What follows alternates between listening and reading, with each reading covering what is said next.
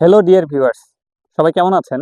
আজকে আমরা খুবই সুন্দর একটা প্রকৃতির মাঝখানে আসলাম এবং আমরা চেষ্টা করব এই প্রকৃতির মাঝে থেকে এবং চারপাশের পরিবেশ নিয়ে কিছু ইংরেজি শিখতে।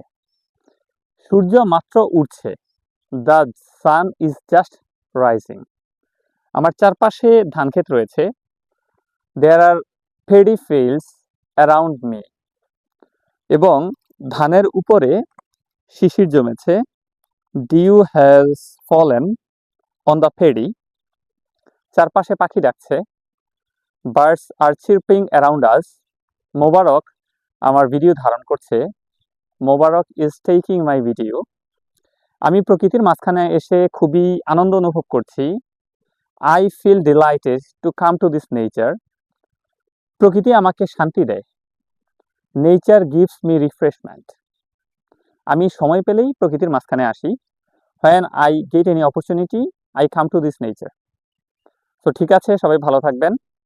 আল্লাহ হাফেজ।